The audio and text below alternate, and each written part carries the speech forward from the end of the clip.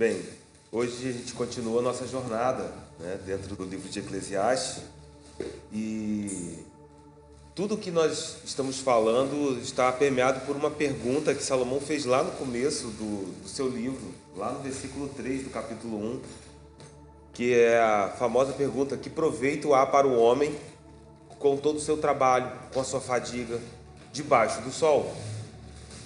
E a partir dessa pergunta, Salomão começa a investigar, e ele descobre que existe de fato um proveito, é real, mas esse proveito, essa alegria, essa satisfação, ela só pode ser desfrutada plenamente e com peso de eternidade se recebermos isso do Senhor.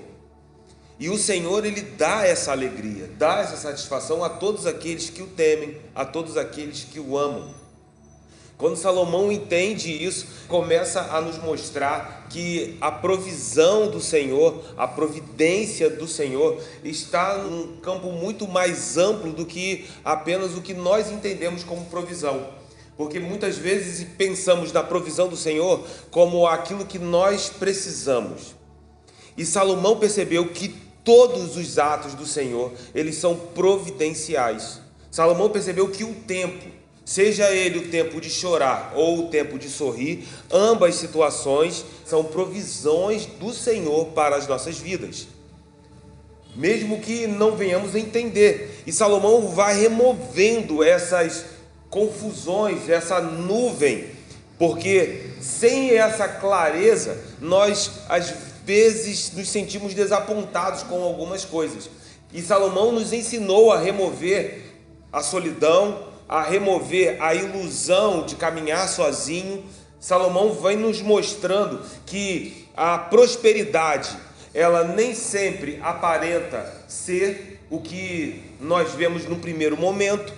Ao mesmo tempo, Salomão nos mostrou que as adversidades nem sempre são um mal, mas quando todas essas coisas, elas são recebidas de Deus como uma provisão do Senhor, elas fazem parte de um derramar de recursos sobrenaturais para as nossas vidas. E aí Salomão, ele continua dentro dessa pesquisa, dentro dessa investigação, e ele vai nos ensinar a avaliar corretamente o nosso próprio caráter, porque muitas vezes não conseguimos distinguir, separar esse fino do que de fato é a verdadeira prosperidade e qual o sentido, qual o significado, qual a importância das adversidades em nossas vidas por causa do nosso caráter interior. E Salomão vai agora no capítulo 7, a partir do versículo 15, fazer uma avaliação correta do caráter humano, do nosso próprio caráter. Ao mesmo tempo, Salomão está se avaliando, porque precisamos nos perguntar como trilhar o caminho do Senhor sem que esses desapontamentos da vida venham nos frustrar. Como que caminhamos junto com o Senhor no nosso caminho de fé sem que o homem nos frustre? Talvez esse seja um dos motivos que vemos pessoas deixando a igreja, deixando o caminho do Senhor, por causa de desapontamentos. E infelizmente esses desapontamentos levam muitas pessoas a deixarem o Senhor, a deixarem a igreja do Senhor, a desacreditarem até mesmo da comunhão. E nós sabemos que não devemos olhar para o homem. Talvez se eu perguntasse aqui, todo mundo vai dizer: não, nós temos que olhar para Jesus. Entretanto, olhar para Jesus não é o nosso último passo. É o primeiro passo. Nós olhamos para Jesus, mas o que fazemos depois? Se nós não entendermos isso, nós ficamos no primeiro passo de uma jornada inteira. Então, quando nós olhamos para Jesus, nós entendemos que uma caminhada é proposta a nós. E ao olhar para Jesus, nós precisamos considerar de maneira humilde o nosso próprio coração. Devemos nos humilhar perante a poderosa mão do Senhor. Precisamos rasgar os nossos corações diante dele para aprender o significado da vida, para aprender o significado dessas diferentes situações, sejam elas a prosperidade ou sejam elas as adversidades. Porque nós não fomos deixados num mundo caótico. Nós não fomos deixados num mundo sem sentido. E essa semana eu lia alguma coisa que me acendeu uma luz. Porque nós não estamos aqui simplesmente dizendo: aceite o que a vida está te dando, seja prosperidade ou seja uma adversidade. Porque isso seria o que Paulo pregou contra lá no livro de Atos, quando ele debateu contra os estoicos. Os estoicos diziam isso, que a vida está acontecendo e que nós devemos receber a vida de um bom grado. E de repente, se a gente olhar para o livro de Eclesiastes, talvez isso pareça saltar de alguma maneira se nós não olharmos com cuidado. Porque quando nós recebemos as adversidades ou a prosperidade, elas têm significados, elas têm propósitos. O Senhor está regendo o universo. Nós não estamos deixados num caos. E isso é muito importante. Mesmo nos dias mais difíceis, o Senhor continua no controle das nossas vidas, derramando os recursos necessários para a nossa jornada. Agora, entender isso é um desafio, porque o problema é que o caos nos confunde. A gente olha para as adversidades e a gente pergunta: o que está acontecendo? Parece que quando tudo está bem, entre aspas, quando as coisas parecem que vão acontecer na maneira como nós planejamos, nós dizemos: olha como que o Senhor é bom, como que Ele está no controle. As coisas saem do nosso esperado, as coisas saem daquilo que planejamos, e aí começamos a nos sentir num estado volátil, como que se as coisas fossem cair, como se as coisas fossem ruir, sentimos medo, começam a surgir ansiedades, preocupações.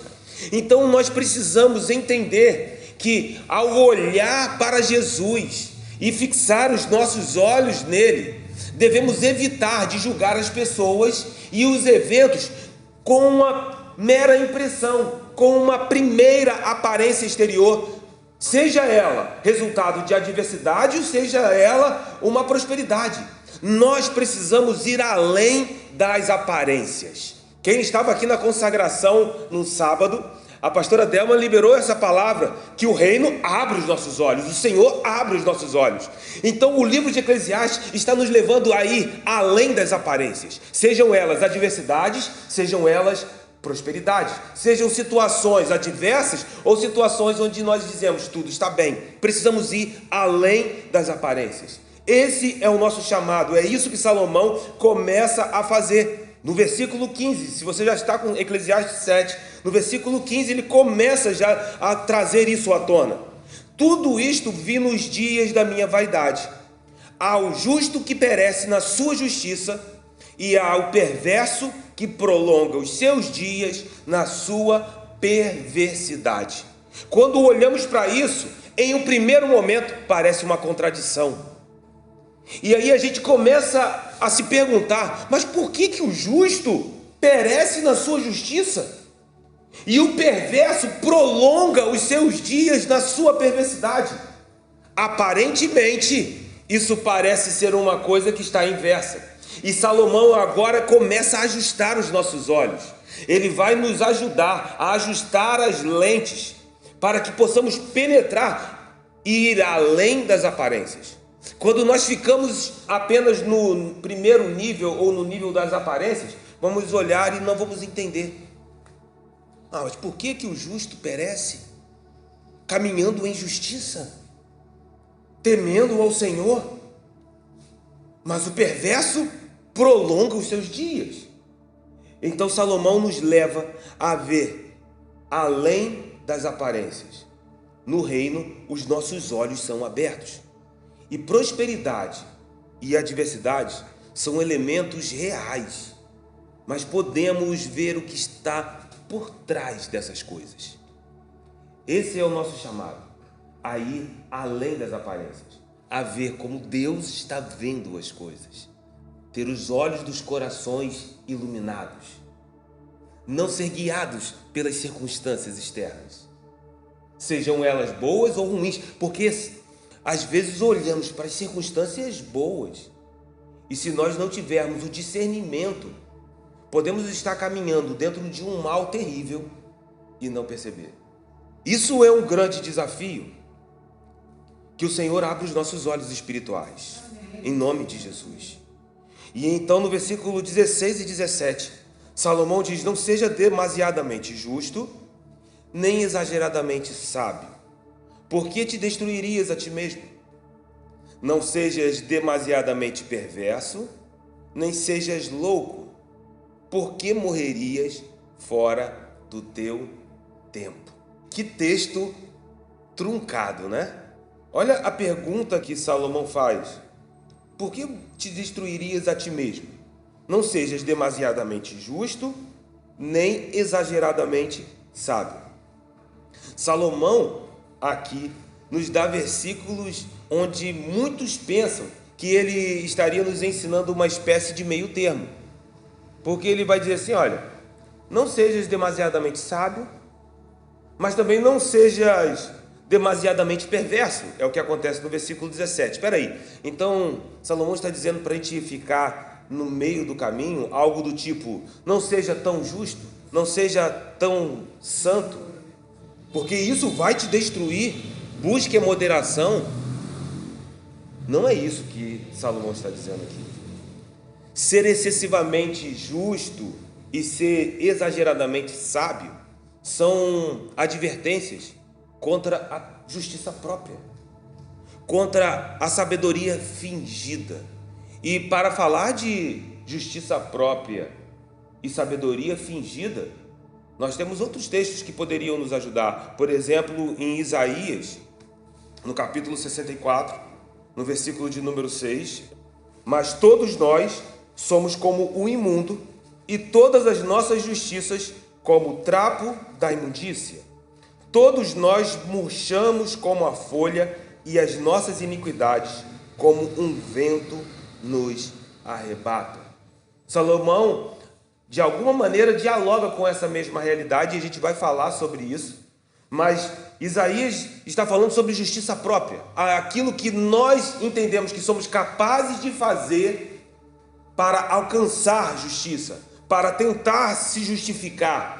E ainda, se lêssemos 1 Coríntios 8, nós encontramos uma passagem que fala da sabedoria fingida, ou daquilo que de fato nem é sabedoria. 1 Coríntios 8, versículo 1 e 2. No que se refere às coisas sacrificadas a ídolos, reconhecemos que todos somos senhores do saber. O saber ensoberbece, mas o amor edifica. Se alguém julga saber alguma coisa, com efeito, não aprendeu ainda como convém saber. Veja que Paulo aqui fala da arrogância daquele que julga saber, e isso faz com que ele pense que ele está numa posição superior a outros. Então, nós vimos dois textos aqui em Isaías falando da justiça própria, que é considerado como trapos de imundícia. Vimos Paulo falando daquele que julga saber, e se assim pensa, ele nem sabe como se de fato deve saber. Mas deveríamos nos perguntar: como vemos isso em Eclesiastes? Como podemos ver isso lá em Eclesiastes? Porque, a priori, nós estamos em Eclesiastes, certo? Não podemos simplesmente olhar para aquele texto e inferir e dizer: olha, não, aqui está falando sobre justiça própria, aqui está falando daquele que se vê como sábio. Então, a chave para entender Eclesiastes 7, versículos 16 e 17, está no texto original, está nas formas em que as palavras se apresentam no texto. E aí, de fato, quando você lê no português, ali está: não sejas demasiadamente justo, nem exageradamente sábio. Mas no versículo 16, a expressão ser sábio, a palavra shakam, ela se apresenta em uma forma específica, que significa ser sábio aos próprios olhos. Porque a palavra aqui, ela está na forma hitpael, e essa forma é uma forma reflexiva. Então, quando Salomão está usando essa forma, ele está dizendo ser sábio aos seus próprios olhos. Embora isso não esteja ali no texto, a forma ela é reflexiva. Se ela fosse uma forma ativa, tipo, eu sou sábio. O nome dessa forma é cal. Outra forma é uma forma ativa da ação, mas aqui no texto a forma é reflexiva. Ou seja, Salomão está dizendo: não seja sábio aos seus próprios olhos. Não se considere sábio. Salomão está dizendo: entenda que a sabedoria te coloca em um lugar de humildade. Não pense de si mesmo que você é sábio, porque isso é tolo. E veja como que isso harmoniza completamente com o que Paulo está dizendo. Se você se considera sábio e o saber ensoberbece, você não sabe como convém saber.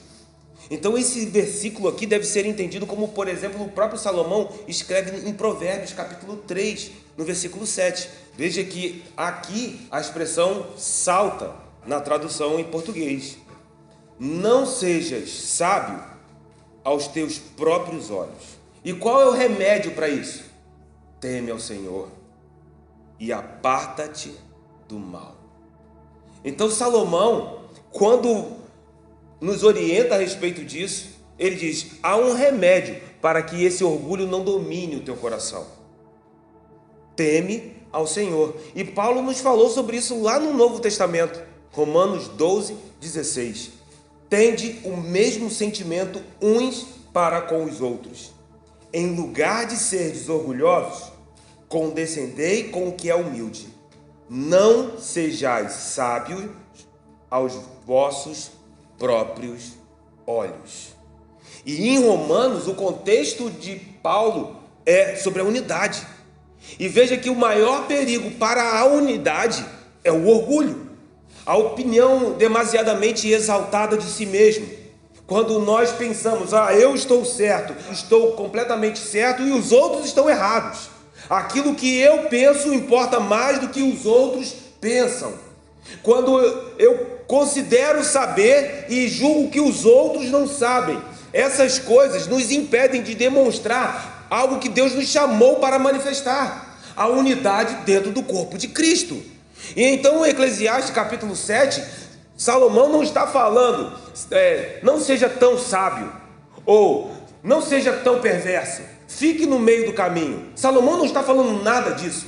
Salomão está usando ali uma forma reflexiva, no sentido que ele diz: não se considere aos seus próprios olhos como um sábio, porque isso vai te destruir. Por que você se destruiria se considerando como um próprio sábio?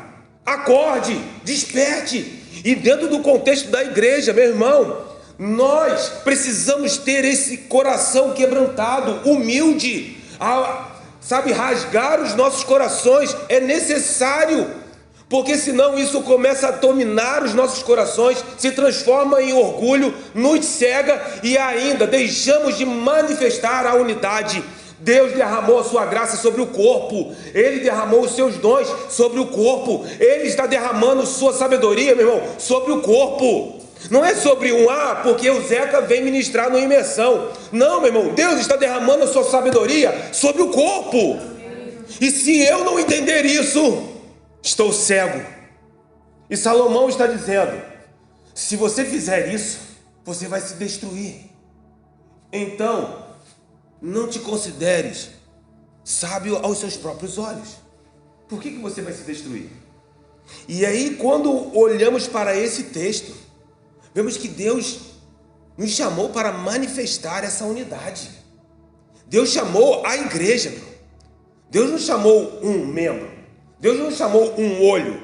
Deus levantou um corpo. E sobre este corpo há um chamado. Sobre este corpo há uma unção. Sobre este corpo, nós, como igreja do Senhor Jesus, quando manifestarmos essa unidade, o mundo crerá que Jesus foi enviado pelo Pai. Foi isso que ele orou em João capítulo 17, né? Então, voltando a Eclesiastes, entenda, a orientação de Salomão não sejas tão sábio ou tão perverso. Salomão não está dizendo, Genilda, fique no meio termo, seja moderado. Não há nenhuma palavra sobre isso. Ele está dizendo: não julgue a si mesmo como sábio. Quanta maturidade há nisso. Porque o saber ensoberbece. Mas que nessa noite os nossos corações possam ser quebrantados para receber a sabedoria de Cristo Jesus. A sabedoria da cruz, a qual nos faz negar a nós mesmos. Aí sim, tomar a cruz e então segui-lo. Dentro desse contexto, o versículo que segue, o versículo 17, não sejas demasiadamente perverso, nem sejas louco, porque morrerias fora do teu tempo, segue o mesmo padrão, pois eles estão em paralelo. O que está dizendo aqui é, não multipliques a tua perversidade, não seja um tolo por completo, porque isso vai fazer com que você também morra antes do tempo. E aí, quando lemos o versículo 16 e 17, com essa interpretação, com essa tradução, veja como que isso vai se harmonizar, vai continuar concordando com o versículo de número 18.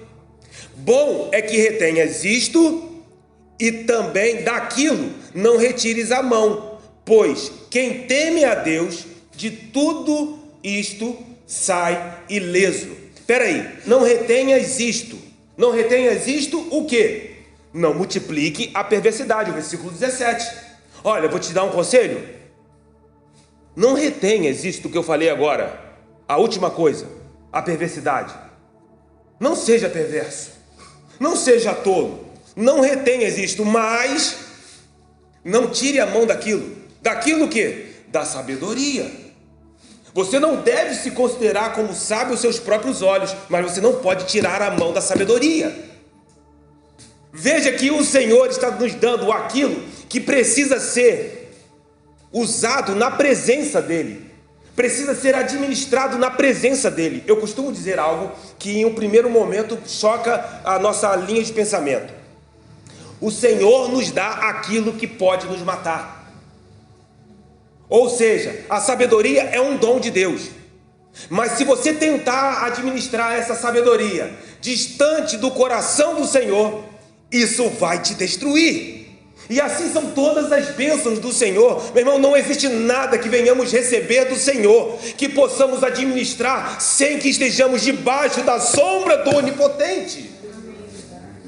Então Salomão está dizendo, bom é que não retenhas isso, a perversidade, mas não tire a mão da sabedoria. Busque a sabedoria. E como nós podemos buscar essa sabedoria? Faça isso temendo ao Senhor.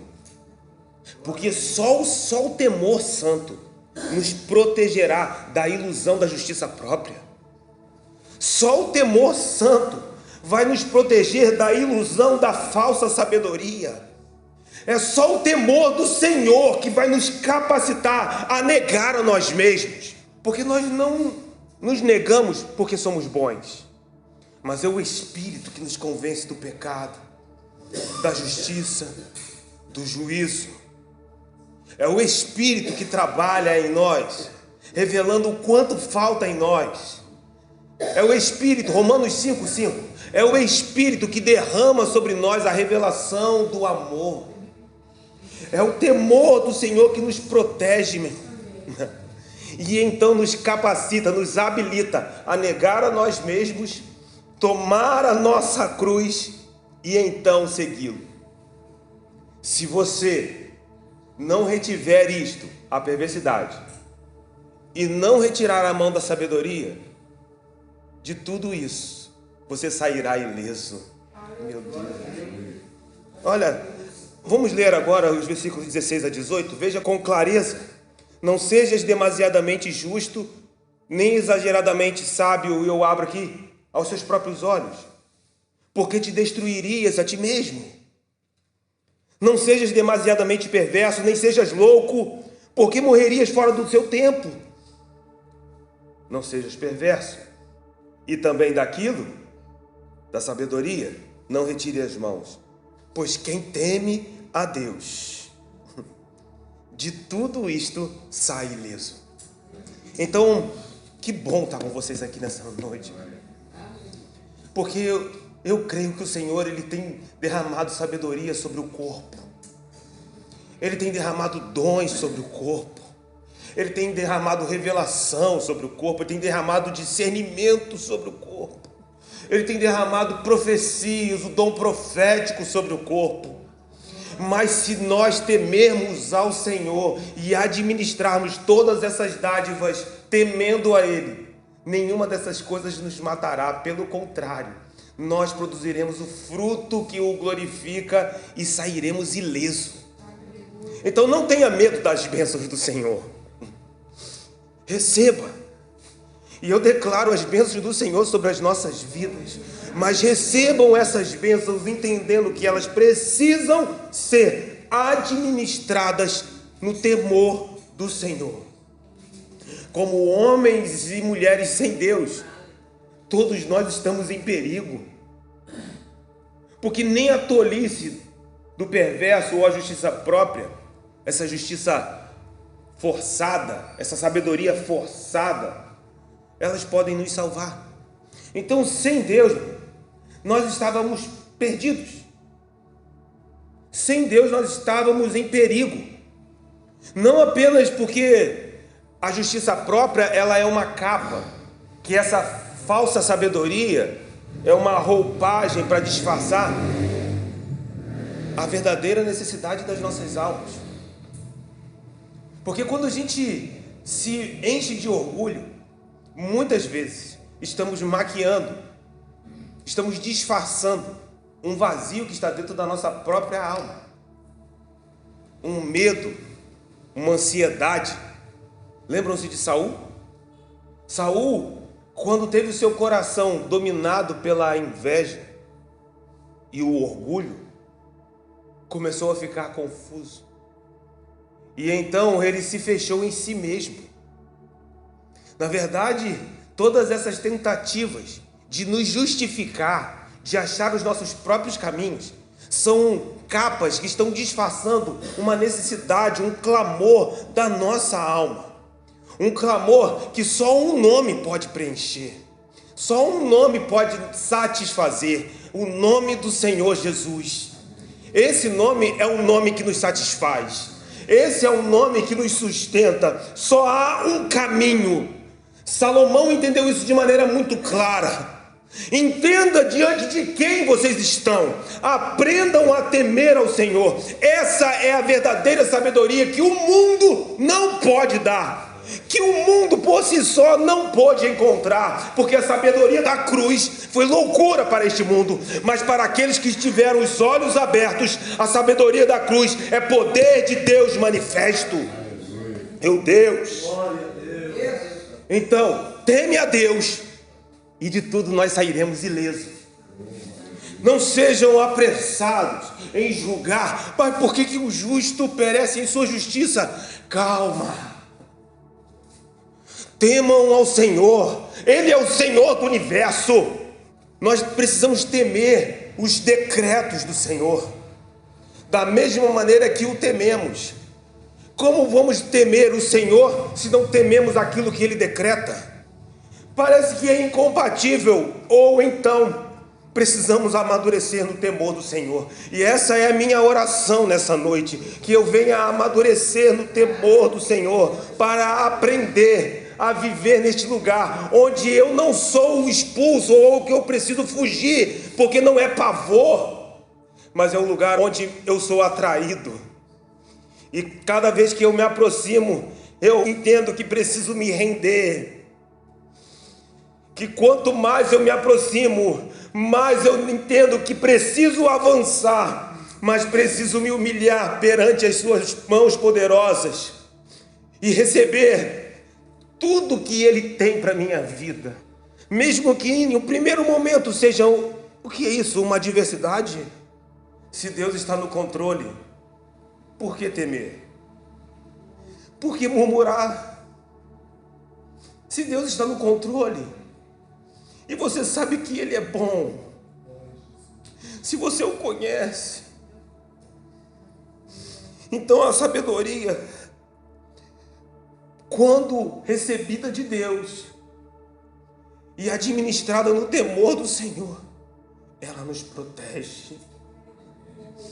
O versículo 19 nos diz que a sabedoria fortalece ao sábio mais do que 10 poderosos que haja na cidade.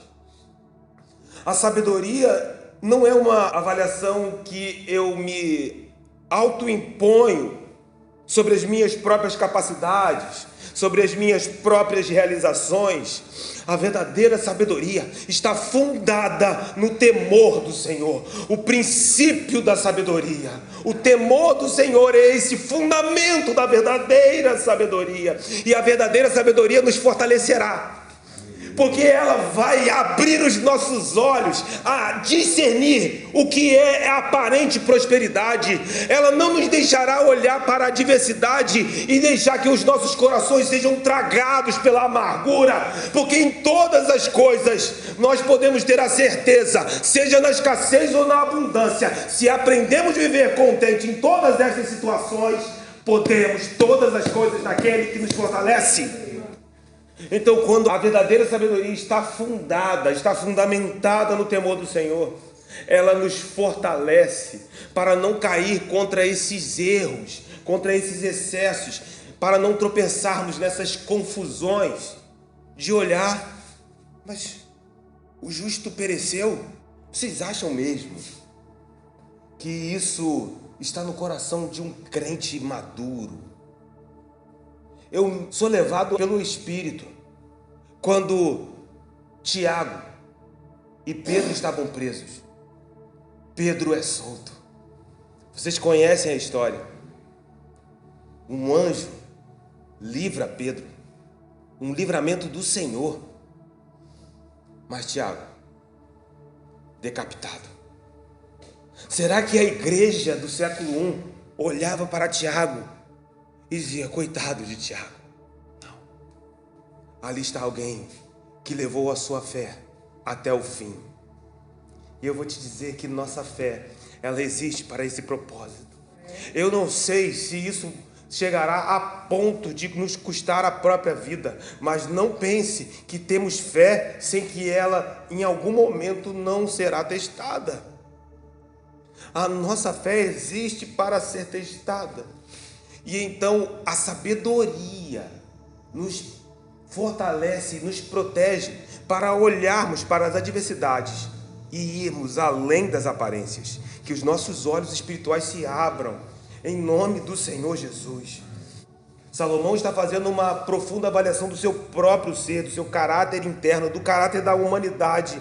E eu vou te dizer que nesse tipo de avaliação nós somos tentados a abraçar uma falsa piedade. Sabe, como se fôssemos bons, merecedores somente de boas recompensas. Só que o versículo 20 nos sacode. Porque no versículo 20, Salomão diz: não há homem justo sobre a terra que faça o bem e que não peque. Irmão, esse versículo nos sacode. Porque Salomão está nos dizendo que o temor do Senhor nos protege, que devemos tirar as mãos da perversidade e não retirar as mãos da sabedoria. Só que essa sabedoria que protege, que fortalece o sábio, é um dom de Deus, uma dádiva de Deus, que Ele dá a quem lhe agrada. E agora Salomão olha para a terra: não há um homem que não peque. Então quem pode receber? E aí as pessoas dizem que não tem graça no Antigo Testamento. Veja, meu irmão, que já nos dias de Salomão a graça já está sendo manifesta de maneira poderosa. Porque Salomão reconhece que sobre a terra não há um homem justo, não há um que faça o bem, que não peque. E agora, o que fazer? E caímos dentro de um grande dilema, porque nós também estávamos exatamente nesta situação, perdidos no mundo, a nossa natureza caída, a nossa natureza depravada, alienados da glória de Deus, separados dele. Não podemos nos chegar aqui com uma capa de bonzinhos, com uma capa: Senhor, eu vim aqui para a tua casa porque eu sou merecedor só de boas recompensas. Salomão está dizendo: ah, miserável homem que eu sou! Porque mesmo eu que recebi a sabedoria do Senhor, eu olho sobre a terra e não há um justo, não há um que não peque. Só Deus é santo, santo, santo. Ele é totalmente outro, que a terra trema diante da santidade, da glória e do poder do Altíssimo. Meu Deus, eu me rendo diante do Senhor. Eu me rendo diante do Senhor, porque eu olho para o meu dia e aquilo que a gente não quer, aquilo que a gente tenta não fazer, é o que a gente faz. É a nossa natureza caída. Eu já comentei com vocês uma passagem de um comentário sobre o Sermão do Monte, quando ele fala sobre o adultério, e Jesus traz esse assunto para muito além da prática, da consumação. Ele leva para o nível do coração. E diante disso, meu irmão, quem pode escapar? E aí o comentarista diz: eu me sinto constrangido, não por pensar nisso, mas eu me sinto constrangido porque a nossa alma caída deseja isso. Porque o homem sem Deus não é nada. Porque o homem sem Deus, ele tende à corrupção. Porque o homem sem Deus, ele apenas manifesta o pecado. E Paulo fala desse dilema, Romanos capítulo 7, a partir do versículo de número 14. Porque bem sabemos que a lei é espiritual. Eu, todavia, sou carnal, vendido à escravidão do pecado. Porque nem mesmo compreendo o meu próprio modo de agir. Olha o que Paulo está dizendo. Eu não consigo entender isso. Por quê? Pois não faço o que prefiro, e sim o que detesto. Sou escravo do pecado. Um escravo, ele faz aquilo que detesta. Ele quer ser livre. Ele não quer estar ali. E Paulo diz: eu não faço o que eu desejo, eu faço o que eu detesto, e eu não consigo compreender nem mesmo o meu próprio modo de agir. Ora, se não faço o que não quero, eu consinto com a lei, que é boa. Por que a lei é boa? Porque a lei expõe a escravidão. Porque a lei expõe a nossa fraqueza. A lei diz: faça isto. Só que eu não consigo. Então a lei expõe a nossa natureza caída, a nossa natureza que não consegue cumprir a lei, a nossa natureza que fracassa. E neste caso, quem faz isto já não sou eu, mas o pecado que habita em mim. Então Paulo diz: olha, existe uma natureza pecaminosa que reside dentro de mim, porque eu sei que em mim, isto é, na minha carne, não habita bem nenhum. Pois o querer o bem está em mim, não porém o efetuá-lo. Eu até quero, mas o fazer, porque não faço o bem que prefiro. Mas o mal que não quero, esse eu faço. Mas se eu faço o que não quero, já não sou eu quem o faz, e sim o pecado que habita em mim. Então Paulo está dizendo assim: eu não quero fazer, mas a minha natureza caída, o pecado que habita em mim, ele faz. E Paulo continua: então, ao querer fazer o bem, parênteses, e não conseguir, tá? E querer fazer o bem, eu encontro a lei de que o mal reside em mim, porque eu não consigo fazer. O mal reside em mim, porque no tocante ao homem interior, eu tenho prazer na lei de Deus, mas vejo nos meus membros outra lei, que é a lei do pecado, que guerreando contra a lei da minha mente, que é fazer o bem, me faz prisioneiro da lei do pecado que está nos meus membros. Aí Paulo fecha dizendo: desventurado o homem que sou, desafortunado, eu sou um homem sem sorte. eu fui amaldiçoado. Quem me livrará do corpo desta morte? Mas graças a Deus por Jesus Cristo, nosso Senhor, de maneira que eu, de mim mesmo, com a mente, sou escravo da lei de Deus, mas segundo a carne, da lei do pecado.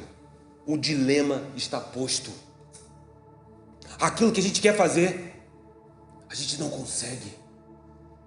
E isso, meu irmão, nos desafia todos os dias das nossas vidas. Nós precisamos entender que se não fosse Jesus Cristo, nós estaríamos condenados nessa lei, nós estaríamos condenados nesse dilema. Então nós estamos sendo sacudidos por Salomão, porque ele está dizendo: não há um justo sequer, não há ninguém que consiga fazer. Mas ele prossegue, porque há um caminho, há uma válvula de escape. Versículo de número 21, volte para Eclesiastes 7, versículo 21. Não apliques o coração a todas as palavras que se dizem, para que não venhas a ouvir o teu servo amaldiçoar-te, pois tu sabes que muitas vezes tu mesmo tens amaldiçoado a outros. Essa é a sabedoria que vem da cruz, que faz mais do que abrir um padrão significativo para a eternidade. Abre para nós o verdadeiro significado das coisas aqui, que nos mostra como temos que viver aqui. Há algo a mais, porque essa sabedoria produz em nós o domínio próprio, o fruto do Espírito. Nós mesmos não poderíamos, mas se eu não consigo me dominar, o que eu faço? O Espírito começa a agir em nós. E o Espírito tem um fruto. Que fruto é esse?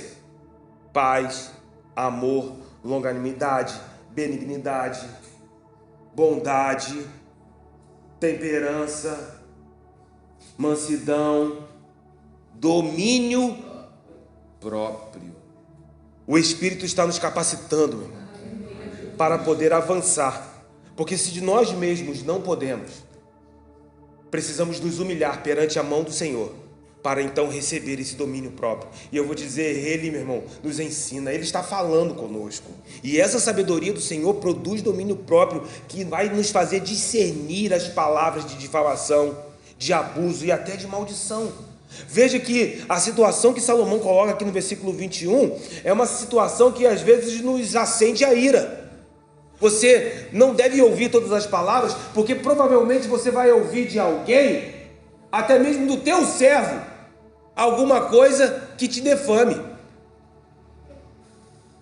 E, meu irmão, quando nós ouvimos alguém falar mal da gente, sobe um calor, sobe aquele ímpeto. Até porque quando essas coisas chegam aos nossos ouvidos, sempre chegam terceirizadas. Você nunca ouve a pessoa diretamente falar mal de você. Geralmente, você vai ouvir de alguém dizer que o outro falou. E aí Salomão está dizendo, olha, não dê ouvidos a essas palavras, porque as pessoas não sabem de fato o que estão fazendo.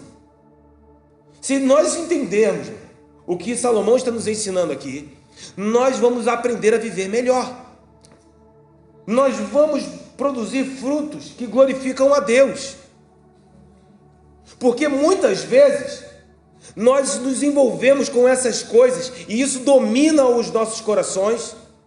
E aquilo que eu não quero, é isso que eu faço.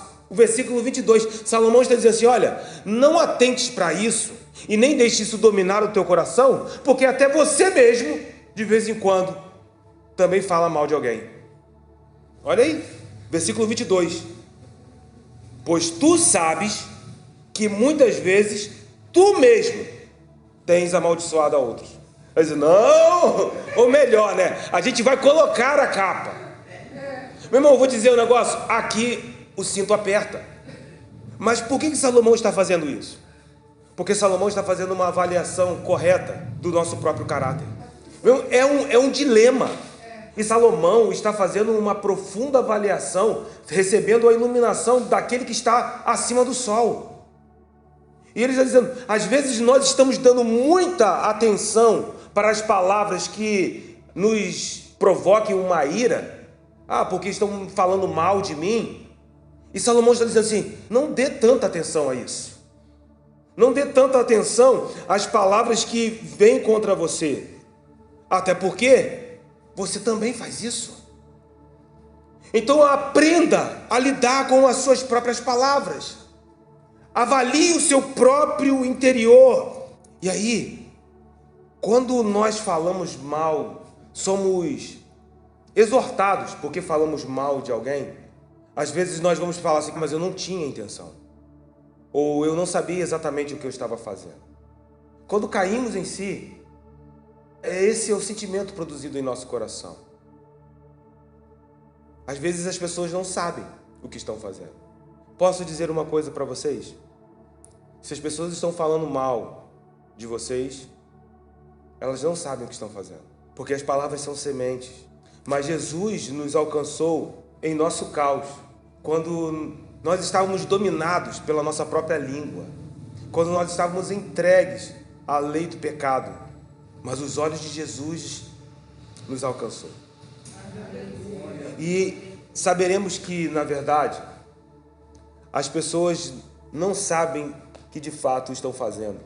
Quando Jesus nos alcançou, Ele fez isso. E eu oro para que essa sabedoria dos altos céus abra os nossos olhos nessa noite, em nome de Jesus. Que nós possamos ver como Jesus. Sabe como Jesus via? Na cruz. Estavam partindo as vestes de Jesus. Pai, perdoa-lhes. Eles não sabem o que estão fazendo. Se as pessoas soubessem que quando abrem a boca para amaldiçoar, isso é uma ação do inferno, elas não fariam. Estão cegas. Aí alguém vai falar assim, não, mas elas sabem. Não sabem. Porque se elas soubessem, elas estariam vendo o Senhor. Só Deus abre os olhos. O diabo cega. O príncipe desta era cega. Ninguém está vendo. E aí, quando a gente quer dizer, não, mas eles sabem o que estão fazendo, ainda assim, somos nós que estamos deixando de ver como Jesus. Então, quando alguém fizer algum mal contra vocês, podem ficar tranquilos, porque eles não sabem o que estão fazendo. Porque se soubessem, não fariam. Paulo disse isso. Se soubessem o que estavam fazendo na crucificação, se soubessem que estavam de fato crucificando o Filho de Deus, não teriam crucificado. Mas então como crucificaram? Porque eles não sabiam. Estavam cegos. Na queda, o pecado operou efeitos corrosivos sobre toda a humanidade. E eu estou usando aqui a palavra corrosivos de maneira muito intencional. Porque corrosivo tem um sentido de deterioração. Cada vez pior. Cada vez mais cegos. Cada vez mais duro. Por isso, aqueles que descobrem a sabedoria realmente são poucos. Poucos que até desfrutam dela. E é isso que Salomão nos chama a atentar aqui, nessa parte final do capítulo. Porque essa porção do versículo 23 até o versículo 29, Salomão nos mostra que são poucos, muitos chamados, poucos escolhidos. E no final do capítulo, versículo 28 e 29, o juízo ainda que procuro e não o achei, que entre 1000 homens achei um como esperava, mas entre tantas mulheres não achei nem sequer uma. Eis o que então somente achei, que Deus fez o homem reto, mas ele se meteu em muitas astúcias. Veja que Salomão está falando aqui de poucos. E talvez o texto aqui nos deixa como uma pergunta. Não sei se essa pergunta surgiu no coração de vocês. Por que parece que Salomão exclui as mulheres dentre esses poucos que encontram a sabedoria? Será que é isso que Salomão está dizendo? Vamos ler de novo o versículo 28. Juízo que ainda procuro e não o achei, Entre 1000 homens, achei um como esperava, mas entre tantas mulheres, não achei nem sequer uma. Então, antes de nos precipitarmos com as nossas conclusões, é importante lembrar que Salomão conhecia o valor de uma mulher virtuosa. Porque a gente precisa entender, e eu vou dizer, nós estamos diante de textos muito difíceis, tá? Então a gente não pode ser precipitado. Porque uma conclusão precipitada, uma interpretação precipitada vai dizer assim, olha, não, entre os homens ele achou um e as mulheres não achou. Em alguns momentos, se nós formos precipitados, a gente não entende o que Salomão está dizendo. E aí a gente não entende e a gente pula, a gente vai embora, a gente passa correndo. Então, antes de nos precipitarmos nas conclusões, é importante, primeiro, lembrar que Salomão sabe o valor, conhece o valor de uma mulher virtuosa. Amém? Não tenham dúvidas disso. Por exemplo, há vários provérbios. Vários. Provérbios capítulo 12, versículo de número 4. A mulher virtuosa é a coroa do seu marido, mas a que procede vergonhosamente é como podridão nos seus ossos. 14, versículo 1. A mulher sábia edifica sua casa, mas a insensata com as próprias mãos a derriba. Isso são palavras de Salomão. Provérbios 18, versículo de número 22. O que acha uma esposa, acha o bem, e alcançou a benevolência do Senhor. 19:14.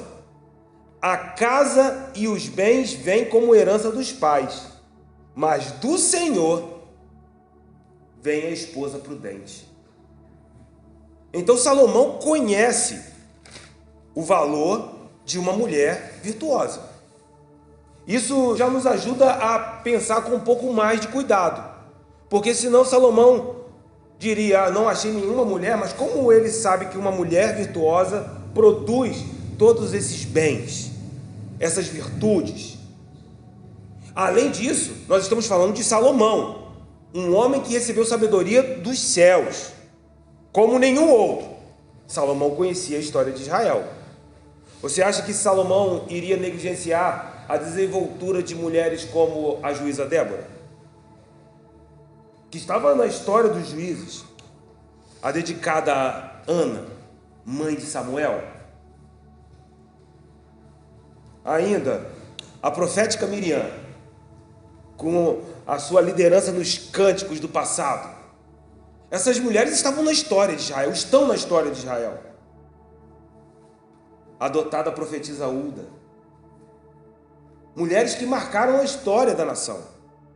E se Salomão olhasse para a sua própria família, se ele olhasse para sua tataravó, Ruth, mãe, avó, bisavó, sabe a sua tataravó?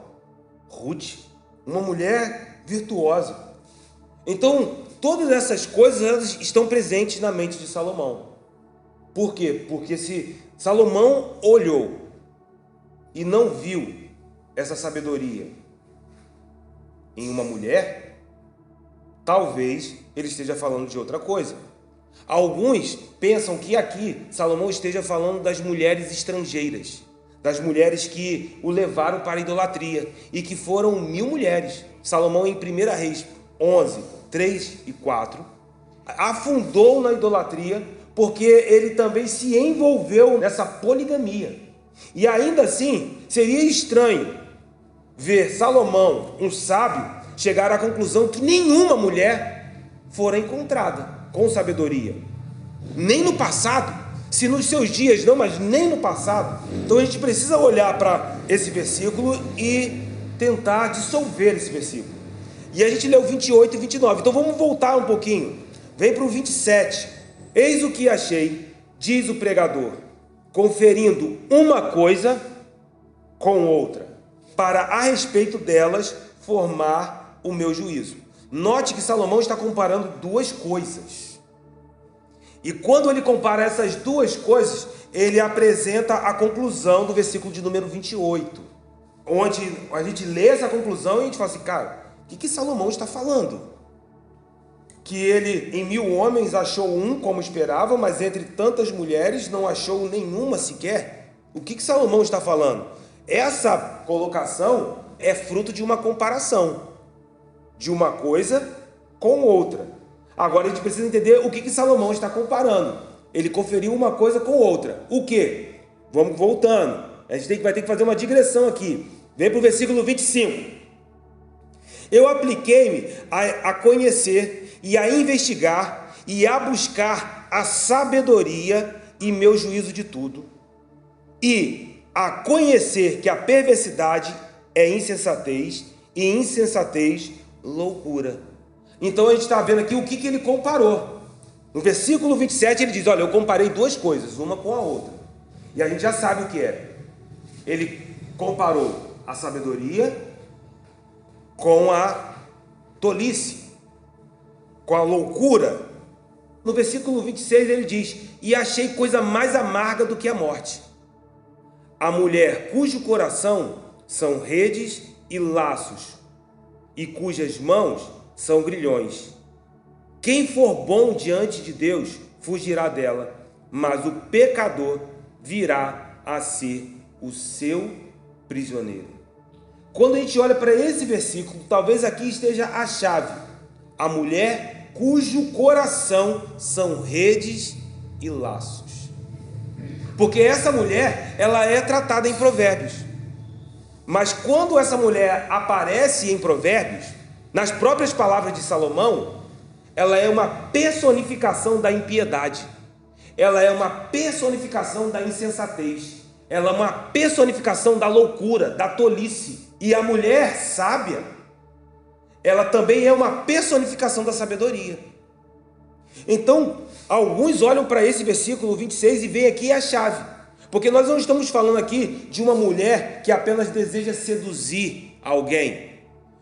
Mas nós estamos falando de laços. Nós estamos falando de redes. Nós estamos falando do próprio pecado em si. E é dentro desse lugar que vale ressaltar que Salomão personificou a sabedoria como uma mulher. Vamos lá em Provérbios, para a gente tentar entender a linguagem de Salomão.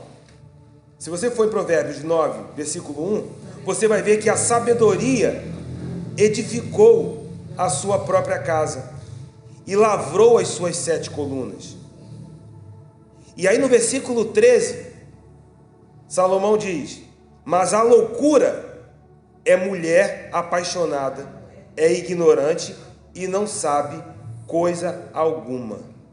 Veja que Salomão, no mesmo capítulo, compara, ou ele personifica. Ele diz, a sabedoria é uma mulher que edifica a sua casa. E no versículo 13 ele diz, a loucura é mulher apaixonada. Então ele personifica essa mulher ignorante, essa mulher que não sabe coisa alguma, que assenta à porta de sua cidade, nas alturas da cidade, e toma uma cadeira para dizer aos que passam e seguem direito ao seu caminho. Veja que é como se fosse aquela que prende. E aí às vezes a gente associa isso a pessoas, mas Salomão está personificando tanto a sabedoria, porque ele diz que é a sabedoria que edifica a casa. E ele diz aqui que a loucura é uma mulher. Agora voltando para Eclesiastes, no versículo de número 26, ele diz, olha, eu achei uma coisa amarga. O quê? Aquela mulher louca, aquela mulher cujo coração são redes e laços, cujas mãos são ataduras, são grilhões, é aquilo que ata.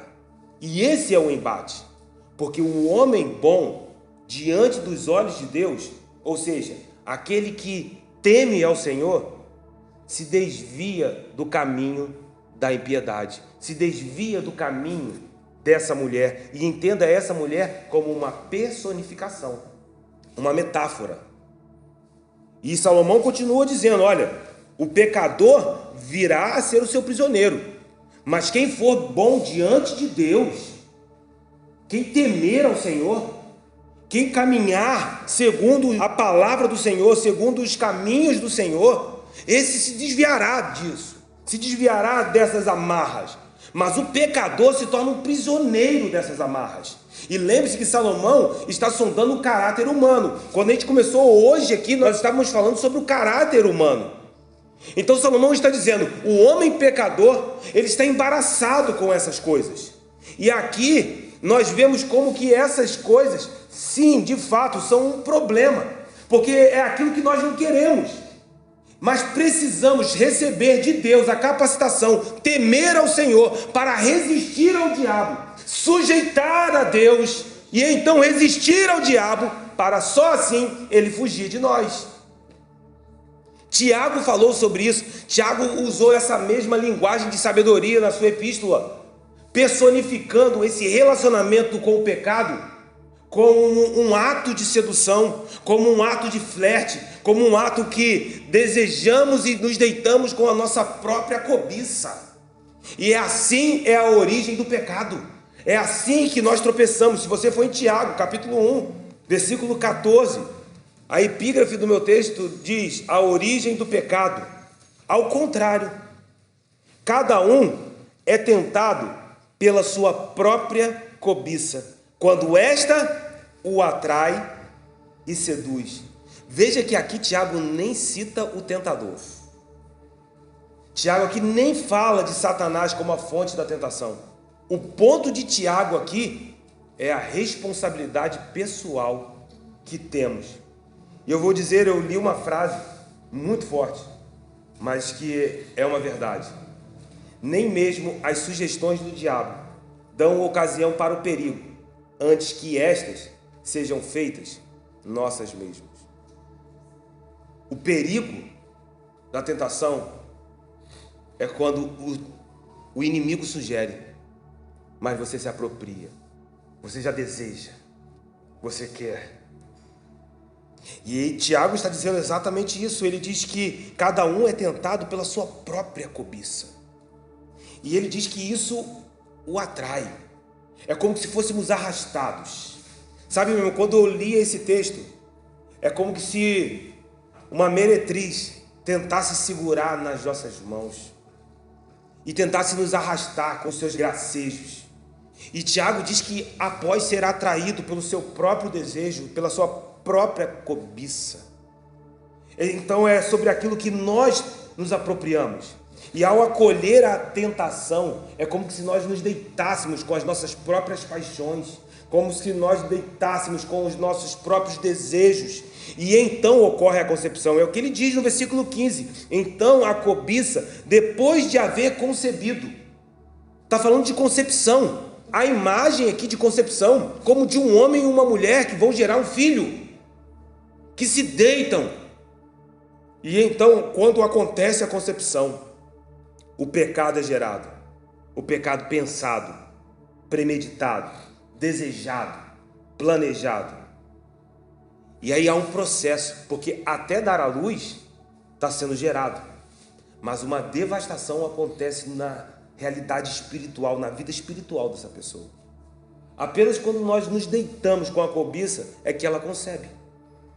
Veja que a tentação, por si só, ela não pode nos fazer mal. A tentação por si só não nos toca. Mas quando nós cedemos, quando nós nos deitamos com a nossa cobiça, quando nós nos entregamos às nossas próprias paixões, uma permissão para o fruto é dada. E então o pecado vem à existência. Essa é a imagem da mulher imoral. Essa é a mesma imagem que aparece em Provérbios 9:13. Essa é a mesma imagem que aparece em Eclesiastes 7:26. Aqui Tiago também está falando de linguagem de sabedoria. Porque se você olhar no contexto, Tiago vai dizer: você quer sabedoria? Pede a Deus, que Ele dá. A linguagem é a mesma linguagem. A tentação faz parte da nossa experiência ao longo do nosso tempo na Terra. Cara, nós seremos tentados. O nosso tentador é um inimigo voraz. Ele não para, ele não desiste. Mas a maturidade cristã, ela não é indicada pela infrequência da tentação. Ah, não, eu não sou tentado porque eu sou maduro. A maturidade cristã, ela é verificada na infrequência de não sucumbirmos a ela. Então a tentação ela pode vir, mas se nós estamos avançando em maturidade, nós não vamos sucumbir, nós não vamos cair. E aqui a oração do Pai Nosso se aplica: livrai-nos do mal. Esse é o ambiente em que precisamos caminhar todos os dias. Então Salomão está olhando para essa mulher, para esse ambiente de redes, de laços, de grilhões, de ataduras. E aí ele diz: ali eu não achei sabedoria. Em nenhuma delas eu achei sabedoria.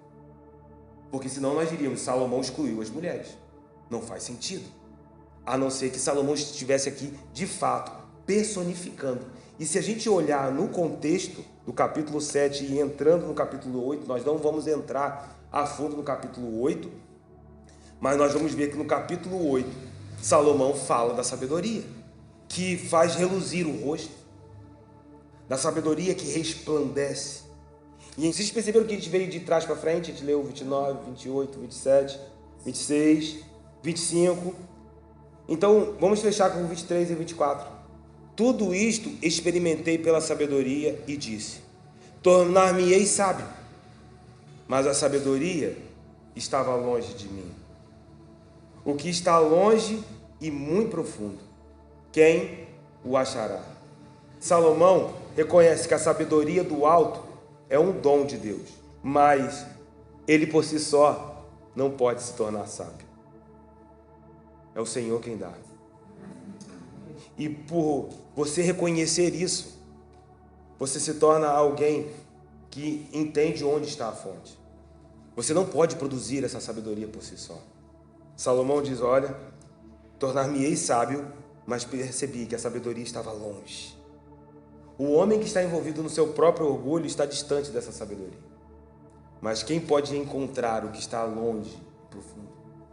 Aqui eu vou dizer, essas dimensões são insondáveis. Aqui as dimensões desse longe, desse muito profundo, são infindáveis, são eternas. Mas do mesmo modo de que a insensatez foi personificada como uma mulher imoral, a sabedoria é como uma mulher que edifica a casa. E vós sois casa, habitação do Espírito Santo de Deus. Essa sabedoria, no capítulo 8, vai fazer o reluzir do rosto.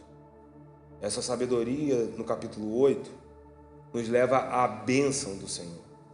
Quando Deus dá a Moisés o que seria a bênção aarônica, a bênção do sumo sacerdote, que o Senhor faça resplandecer o rosto dele sobre ti. Nós ainda estamos aqui. Talvez a gente olhe para Moisés, que saía do tabernáculo com a sua face iluminada, e a gente acha isso incrível, e de fato era. Só que esse ministério era um ministério da morte, gravado com letras em pedras. E esse ministério, ainda assim, se revestiu de glória a ponto de os filhos de Israel não poderem fitar os olhos na face de Moisés, por causa da glória do rosto que ainda vinha desvanecendo. Mas como será maior a glória do ministério do Espírito? Que reluzir de rosto é esse? Eu acabei de ler para vocês 2 Coríntios 3, 7 e 8. Que maior reluzir é este? A face do Senhor resplandecendo sobre nós. Porque se em Moisés, versículo 11, se o que se desvanecia teve sua glória, muito mais glória tem o que é permanente. Essa glória, meu irmão, que não passará. E todos nós, versículo 18, com o rosto desvendado, contemplando como por espelho a glória do Senhor, nós somos transformados de glória em glória na sua própria imagem, como pelo Senhor o Espírito. Isso muda a dureza da nossa face. E olha que na face se manifestam as nossas emoções. Meu irmão, que as emoções do Senhor sejam manifestas sobre os nossos corações. A alegria, o jubilar do Senhor. Sim, que possamos manifestar isso. E dando lugar a essa realidade, nós entramos em um outro ambiente. Ah, mas eu sou muito emocional. Como que se emocional fosse a mesma coisa de instável. Não, meu irmão. Que as nossas emoções sejam controladas pelo Espírito Santo de Deus. Que sejamos sentimentalmente estáveis. E que bom que o Senhor não nos dá aquilo que merecíamos. Ele não nos julga segundo as nossas próprias iniquidades, mas Ele levou sobre si as nossas transgressões. O castigo que nos traz a paz foi colocado, foi derramado sobre Ele. E então, nesse lugar, onde nós olhamos para dentro dos nossos corações, que sondamos o nosso próprio caráter. Meu irmão, nós não estamos aqui com a capa de bons. Ah, porque eu sou bonzinho e só mereço boas recompensas. Não, na verdade eu sequer merecia estar aqui nessa noite. Na verdade, nenhum de nós merecíamos estar aqui. Mas ao entender isso, você não se diminui, mas você consegue contemplar a graça e você entra no ambiente do louvor da graça do nosso Deus Todo-Poderoso. E que ao sondar os nossos próprios interiores, os nossos próprios corações, ao sondar o caráter da humanidade, possamos reconhecer que só há um que é digno de toda honra, toda glória e todo louvor, que só há um Cordeiro perfeito que pôde então fazer o sacrifício, tomar o livro que está na mão daquele que está sentado, e ele abrirá, meu irmão, ele abrirá os 7 selos. Só há um. Então, quando olhamos para isso, percebemos que não somos nós mesmos. Nós já estamos recebendo muito mais do que merecíamos. E a eternidade não será suficiente para sondar essas recompensas. Debaixo do sol ainda existem adversidades, existem situações de prosperidade, mas que o Senhor possa abrir os nossos olhos para reconhecer quem nós somos. Meu irmão, nós não merecíamos nada. Na verdade, nós não deveríamos nem sequer estar vivos, mas o Senhor tem graça e misericórdia em favor. Salomão sonda isso, e ele percebe que dentro do caráter humano, dentro de cada homem, só havia mal, não havia um justo sequer, mas ele encontrou a sabedoria do Senhor, ele encontrou o favor do Senhor. Ele encontrou isso aonde? No temor. Uma palavra foi liberada no meu coração alguns meses atrás, e eu tenho carregado ela como uma chave para a minha jornada. O amor do Senhor nos atrai, mas o temor do Senhor nos faz permanecer para sempre. Então você está sendo atraído, mas Deus não está te atraindo para você ir embora. Ele está te atraindo para você permanecer. Mas e os desapontamentos, e as adversidades, e aquilo que eu não estou entendendo? O Espírito abrirá os nossos olhos para contemplarmos além das aparências. Eu não sei qual é a estação que você está vivendo nesse momento, se são adversidades, se é uma estação de prosperidade, eu não sei. Mas uma coisa eu te garanto, meu irmão, que Deus está cuidando de você, e que em todas essas coisas, nos altos e nos baixos, os recursos sobrenaturais não faltarão sobre as nossas vidas. E é assim que nós oramos nessa noite. Espírito Santo de Deus, eu quero te agradecer pelos recursos que recebemos, recursos estes, Pai, que nós sequer merecíamos.